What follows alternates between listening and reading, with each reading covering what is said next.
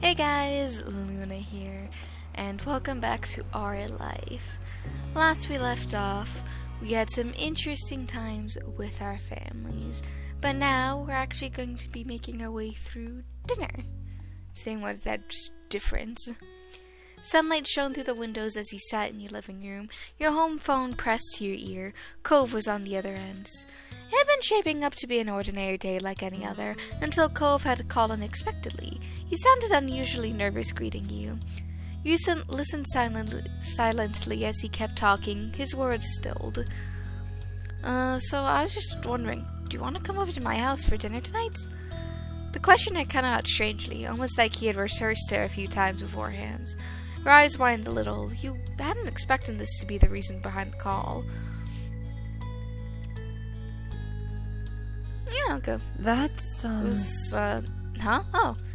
It seemed like Cove still had more to say, and you just interrupted him. Oops. Cool. Well, he stumbled a bit, trying to gather his thoughts again. My mom and dad, they really want you to be there if your parents don't have a problem with it. They asked me to ask you. It took a moment to think. Dinner at home would be quiet and uneventful today. If you really wanted to, you could go to Cove's instead. Cove spoke up again, breaking your thought train. His voice was softer than before. Also, I want you to be there too. Can you come over, I mean?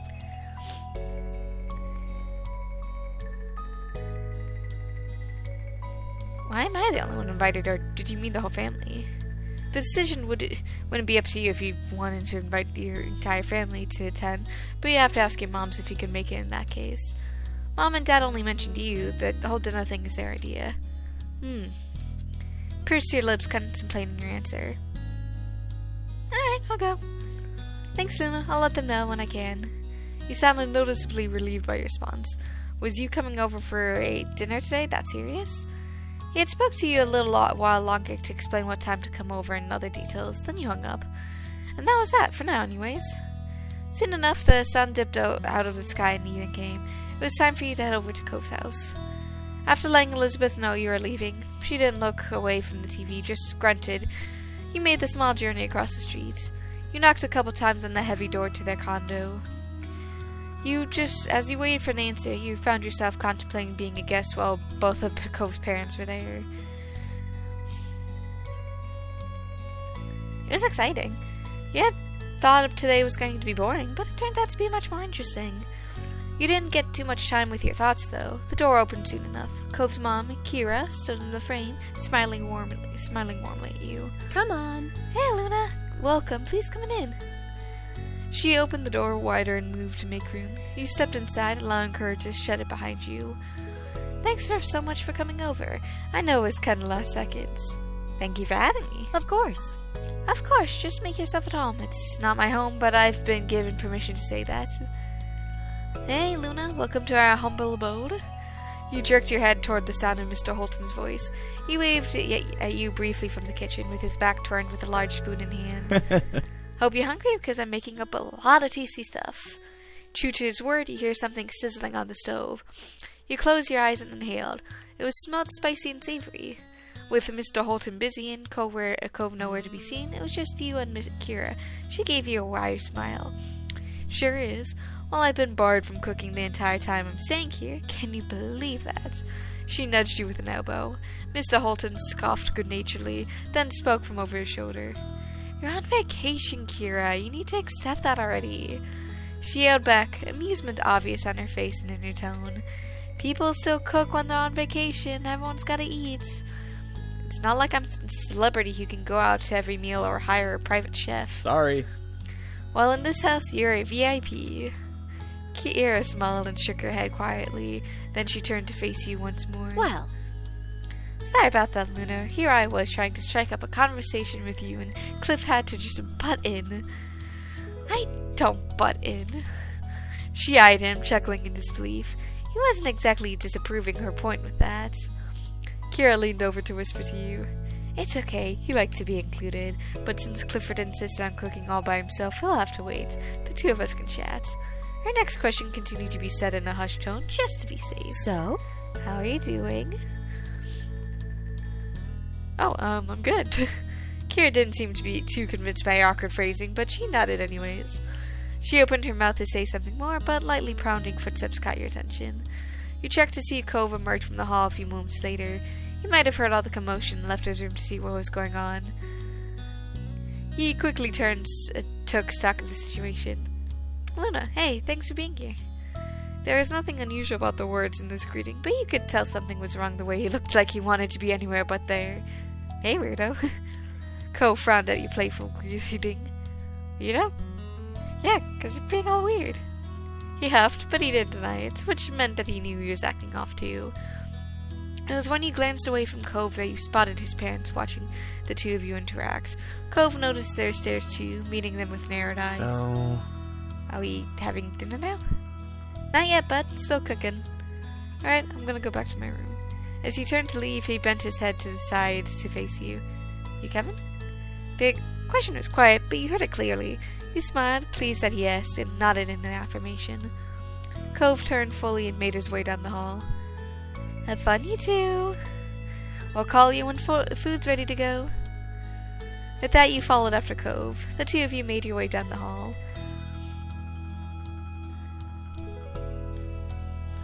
This is the first time you were invited to see Cove's room. Cove got to the door first, opening it and stepping inside. You joined him. There was a mat on the floor in front of the door. As you stepped over the threshold into his room, you felt the crunch of sand beneath your feet. You glanced down. Sand was clustered around the entrance. You even spotted smaller amounts of it dusting the rest of the room's floor. Though you hadn't anticipated it, you were surprised at the sight. Of course, Beach Boy Cove Holden would get his room all sandy. So, this is my room. Cove was a bit shy as he said so, fidgeting with the hem of his shirt, using one hand and vaguely gesturing to the space with the other. There's stuff on you can sit on if you want. He looked over at the desk chair as an option. When you turned back, Cove was already sitting at the edge of his larger bed. Thanks for letting me come over.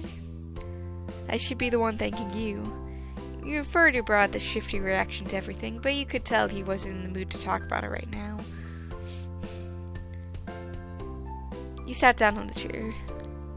There's a desk chair in the room for a reason after all. You walked over and rolled it out and taking a seat on it. It was stiff against your butt and creaked each time you shifted. He'd definitely use his bed space more often than this. Well, too late to complain now. You just have to deal with it. With the silence growing, your gaze began to drift. You stared at the bright fish swimming in the tank. There was a bunch of them, floating to and fro in the open space. They stood out starkly against the green aquamarine plants. How long have you had those fish? I guess. My dad bought them for me not long after I moved here. I guess it's been years now. Wow, that's a long time. You peered carefully into the tank. The fish looked to be doing well. You must be taking good care of them. Most of them were small, but there was one especially big one. What are the names? I don't name them. Well, not really. He lifted an eyebrow at that. He continued the explanation sheepishly. I mean... Well, mostly I call them based on what they look like. Squirt for the small one, tangerine for the orange one, that sort of thing. I had a lot of fish, and I'm not that good at coming up with names. Found that relatable. You didn't have any pets, but you always had trouble naming your stuffed animals or whatever else. It was such a hard choice. Oh, a couple of them have other types of names. He pointed into a small orangish redfish. It was minding its own business, away from all the others. My dad named that one Dreamcatcher, and that other one's Mark. Mom came up with that one. Cove smiled to himself, his eyes reflecting the glow from the tank. You let other people name your fish? It's nice. Yeah, it's nice. He then turned to you, tilting his head to the side. There was a considering look on his face. You want to name one? Can I? His smile grew a little at your interest. Sure.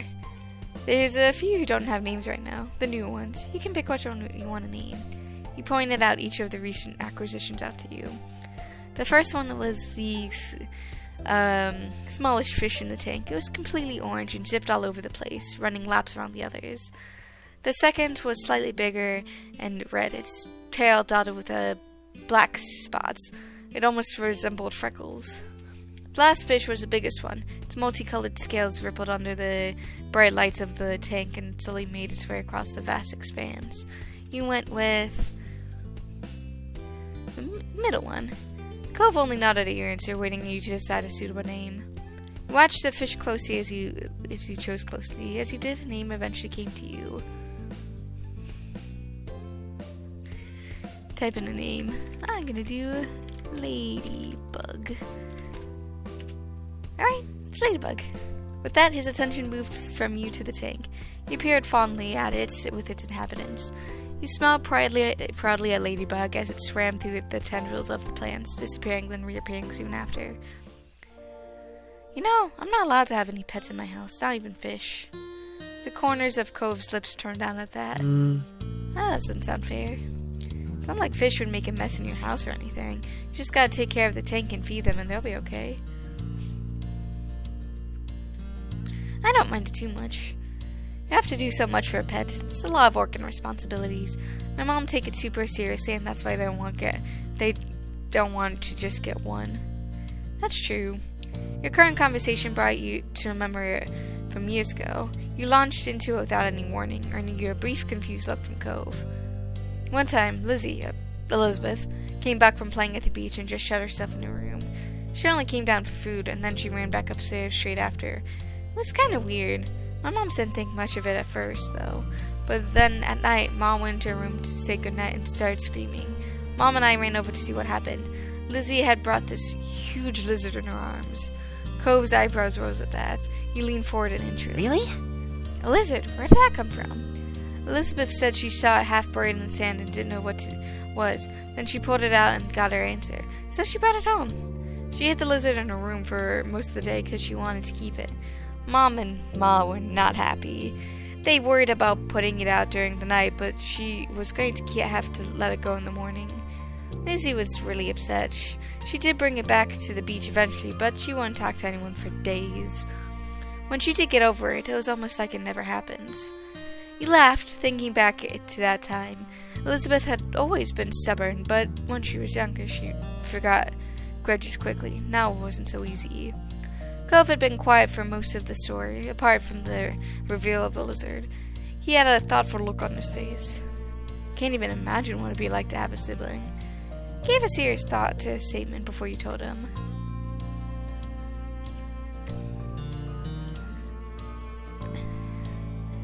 I don't know how to explain what it's like. It's how it is, I guess. Cove pursed his lips at the words, considering them quietly for a while. Cool. That's interesting. I think your family's cool.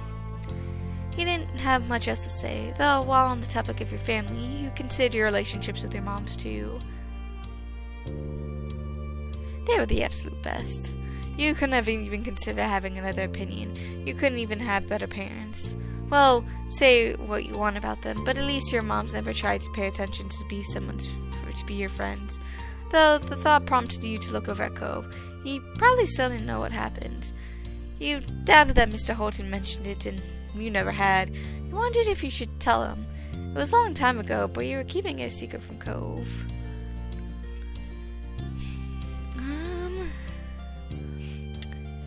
See, I can choose to not tell him because it'll be a bad time.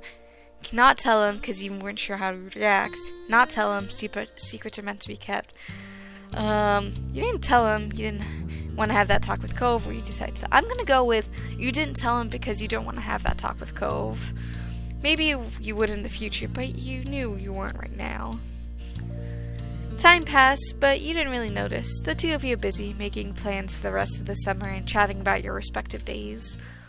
Eventually, you heard a muffled holler from a different part of the house. You and Cove raised your heads and you said, "It's time for dinner." Cove watched the firmly shut door he had been locked behind for most of the night, but he didn't make a move to get up from the bed. You couldn't see his face, so you didn't know what expression he was wearing. "Glad you came." Cove peeked back at you from the side. "It's been awkward." "Really? I couldn't tell." "You're being sarcastic, of course. It was obvious that he felt weird around his parents generally, especially lately." Cove said nothing and remained sat where he was. Now would be a good time as any task, and why his parents were so suddenly wanting you to come over. Is there a reason you wanted me to come over tonight? It hadn't been awkward for just me. Sometimes it gets like this when no one else is around, but now that you're here... Huh, you hadn't considered that, but it sort of made sense in a way. There was another shout from the outside, too muffled to actually know the words, but you can imagine what they were. Let's go. Cove finally got up, lumbering away with his shoulders sagged. You followed after him. Together, the two of you made your way back to the living room. As expected, Cove's parents were politely waiting for you at the kitchen table. Besides the windows overlooking the back of the house, food had been prepared in sets. Mr. Hodem beamed at you and Cove took your places. Hope everyone's hungry. I cooked up a feast. Yeah. I know I am. Yeah. Cove muttered a response nearly as upbeat as theirs. His parents didn't notice, or they pretended not to. Mr. Hodem looked at you, grinning. Thanks. Let's all just take a moment to thank our special guest for being with us here tonight. I'm so glad you were able to make it, Luna, and on such short notice, too. We thanked Cove's parents for inviting you. Thanks for having me over. All right. Well, that's it. Everyone please dig in and please help yourself to the food. Upon his encouragement, he looked over to the meal spread out in front of you.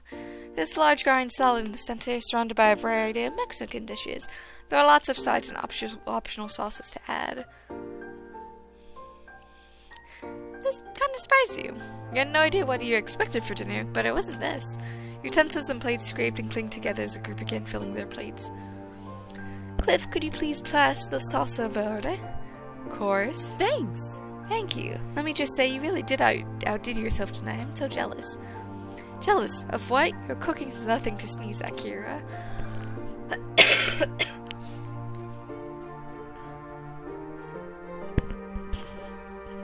Cove's parents made small talk, filling the silence with what seemed to be barely any effort. You joined in without a thought. I didn't know you could cook. Huh? You didn't? Who do you think's been feeding me and Cove all this time? I don't know. Maybe you guys take takeout and stuff. You could afford it, I think. Mr. Holden sputtered, acting grossly offended, but he was grinning good-naturedly. Takeout? If we ate that for breakfast, lunch, and dinner, we wouldn't have made it this long. Cove's mom leaned towards you, her eyes twinkling merrily. I know it might seem like Cliff's a big goof, but he's got some skills. Hey now, that sounds less like a compliment, more like an insult. Don't worry about that. If that's how you want to take it, I can't stop you now, can I? Such disrespect in my own home. Sorry, fry friends. Brief silence intersected the small talk. Once the food had been divided and things settled down, Cove's parents started talking again.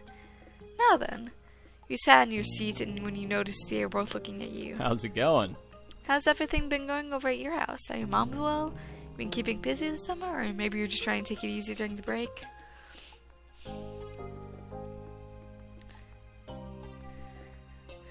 You were surprised, but you didn't mind the interest. You hadn't expected so many questions and all at once. Still, what else was there to talk about apart from how the summer is going? I mentioned how things were for you during the summer. I'm not sure how to start. There's so much that happens. Mr. Brows raised up when you answered that. You sure have been keeping yourself busy? I could have learned a thing or two from you. Told them how your moms are doing. They're the same as always. Work is a little stressful, but they said it's normal grown-up stuff and nothing to worry about. Know too well what that's like, unfortunately. And you answer how things were at your house. It's been alright. No, it's not too bad. And that was that for your questioning. Kira nodded along. You could tell she was actually listening to the words you were saying, and she was trying to include you, not humor you. Did you know Cliff was really into games? Mr. Holden's face lit up, and he stopped eating so he could lean forward, his arms braced against the table. Nice work. Oh, that's right. Very cool. Oh, it's not a big thing. Aw, don't downplay your interest like that. Kira's right. If you enjoy it, then it's definitely a big thing. Thanks. Cove's parents were definitely the encouraging type, but you could already tell that much about them. There was a lull in conversation as everyone's focused their attention on their respective plates. You know, not for the first time that Cove's parents were the ones guiding the conversation. You wondered if you should break the silence this time. You brought up your own topic of conversation. I also like other things. Would you like to tell us more? Yeah. Absolutely. They looked genuinely eager for you to keep talking, so you did. The rest of the dinner continued just like that, with light conversation as you ate your meals. Eventually, all the dishes on the kitchen table were pretty much gone. Kira set down her fork and rested her arms on her sides, letting loose a satisfied sigh. Her plate was completely empty. Thanks. That was delish. Thank you for your culinary creations, Cliff. Miss Dalton was like a flower soaking up the rays of the sun. He beamed, flattered by the praise.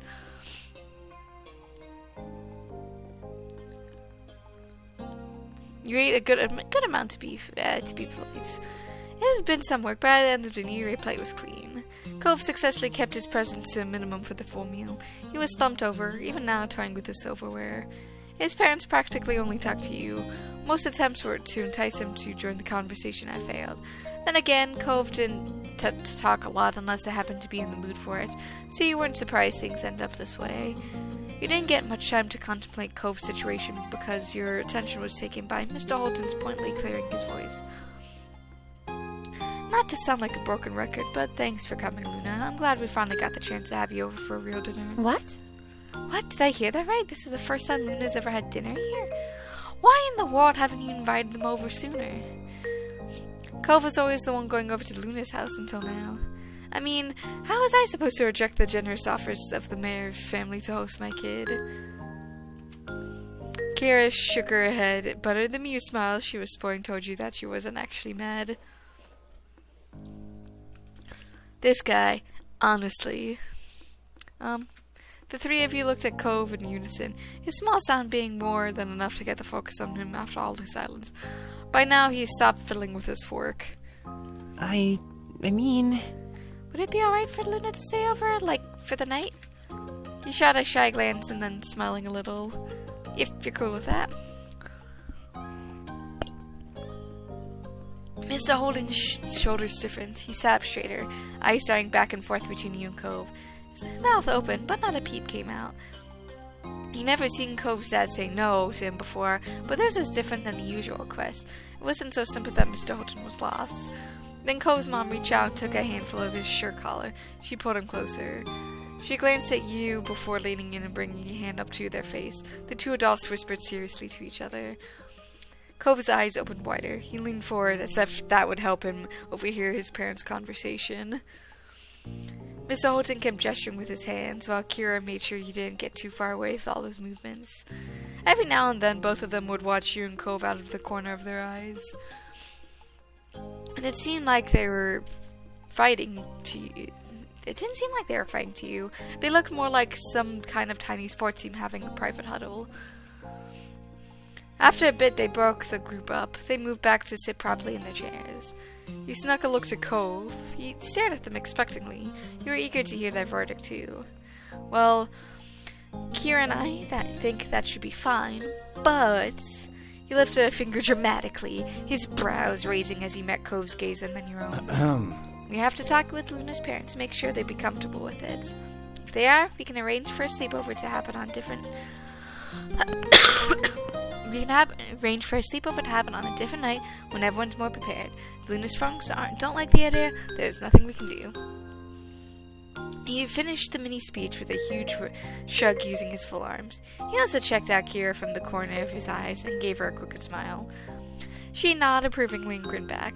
You thought you saw her give her a thumbs up, but her hands were partially blocked by the table.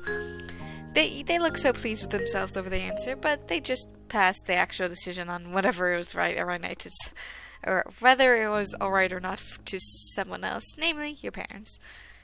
It was a sports game. They punted the ball away. Cove hung his head, deflated. He had been hoping you could stay over today, not some hypothetical time in the future.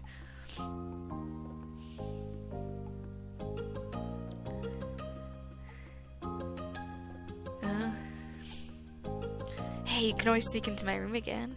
Cove's eyes sparkled at the suggestion. You weren't surprised to have him knocking any window sometime. though he likely still wouldn't have wouldn't without the invite. With that, the dinner finally came to an end. Mr. Holden stood up at the table and began collecting empty plates. Cove was asking to help out, which he did with a little fuss. Kira tried to lend a hand as well. However, Mr. Holden didn't let her. It seemed like she was barred from cleaning as well as cooking. You weren't allowed to chip in either, since you were there as the declared guest of honor. Although the meal was over, the night wasn't. It looks like you weren't going home just yet after all.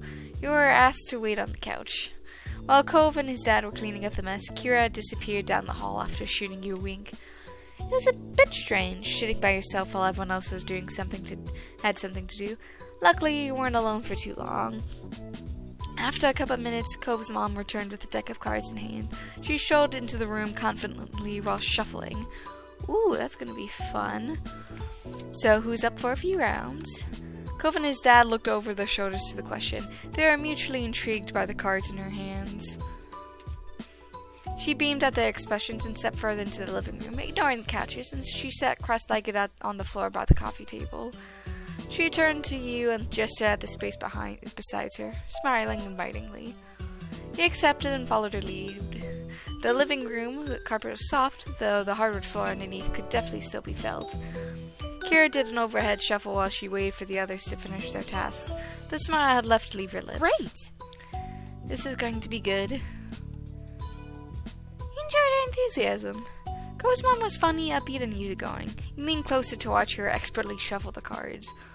It didn't take much longer for Cove and his dad to wrap things up enough to call it good. Cove's dad appeared first, following closely behind Cove. Mr. Holden rubbed his hands together in anticipation. Alright, I'm ready. As he took a seat across from you on the floor, you noticed that Cove hadn't joined him. He went straight down the hall instead, without even a word. You stared confused as he disappeared through his bedroom door. Cove's parents didn't look concerned at the stunts. Kira nonchalantly split the deck of cards into two and rifled the halves together while offering an explanation of sorts. Cove doesn't keep his wallet with him when he's at home. He puts it away. What? Cove quickly returned to the living room, a black wallet in his hands. He took a place at the foot of the table with the rest behind you. You blinked as Cove unzipped his wallet. Guys, here's real money, even though we're only playing cards with each other?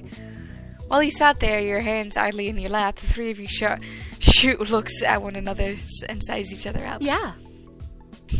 That's right, $5 per round per person, when it takes all. Go big or go home. Oh, are you planning on kicking Luna to the curb, or do you intend on donating to the Guest of Honor's pot, Mr. High Roller? Mr. Holden narrowed his eyes and leaned back against the side of the couch, completely at ease. No worries. If Luna wants to play, I'll fund their way, and don't worry about that. He rested his arm across the top of the knee that he propped up. Cove's dad was acting slick in the way he'd never seen before. He appreciated his offer. Thanks, Mr. Holden. His tone and his stance instantly became more familiar friendly when he started directing his words to you. No problem, you can count on me. Luna's my friend. If they're playing, I can give them money for the rounds. Mr. Holden wasn't intimidated by a Cove scowl. He only grinned, chuckling. Good kid. Alright, bud, I concede to your might of personality. Cove still looked a little sour, but he didn't protest more after getting his way. Well, you got your ticket. Interested in throwing in? Glanced around. This seemed like a serious business. In response to your consultation, Kira softened her competitive smile. Don't worry too much. We'll probably just do some rounds of go fish tonight, or no biggie. Do you mind? What do you think? Yeah, I'll join in. Definitely. I want to play. Miss Odin gave you a big thumbs up. Cove nodded firmly back. You were really good at Go Fish. You usually won when you played against your own family, to the point Elizabeth refused to play that game with you anymore. Fantastic. We'll play for however long everyone wants to keep going, or until people start running out of cash, but still refusing to quit while they're behind. Speak for yourself, I see. With a laugh, Kira nudged you with using an elbow, then motioned toward the other two with her chin. Don't be fooled by their soft faces. These boys are sharks. In reaction to her words, Mr. Holton smirked, and Cove's eyebrows became more angled. Kira's phrasing made you think back to when you were young, specifically of Mr. Holton's favorite shark pants he used to wear all the time. Some crazy stuff happening outside. Perhaps they had been fit for him in the way that you didn't know of.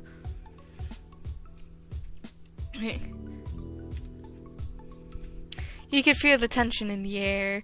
Cove and his parents glued to the ice to one another, then all placed $5 in empty seats and spaces in front of them. Cove dropped an extra one for you, giving a tiny smile after he did. Once that was done, Kira began dealing out cards to everybody. It was time to begin.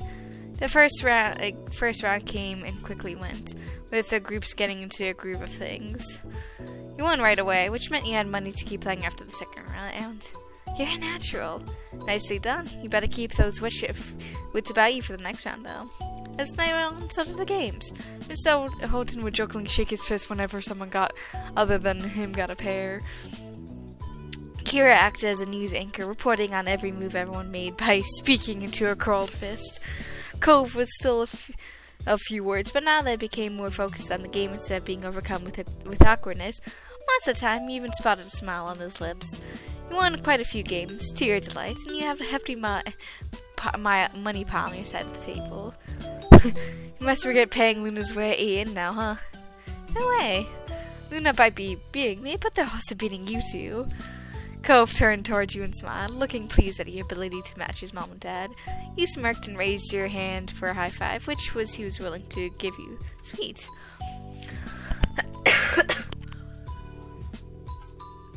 It became clear that where the money went in the moment didn't really matter. They ended up giving back to one another in other ways, and not just through money, more rounds of cards.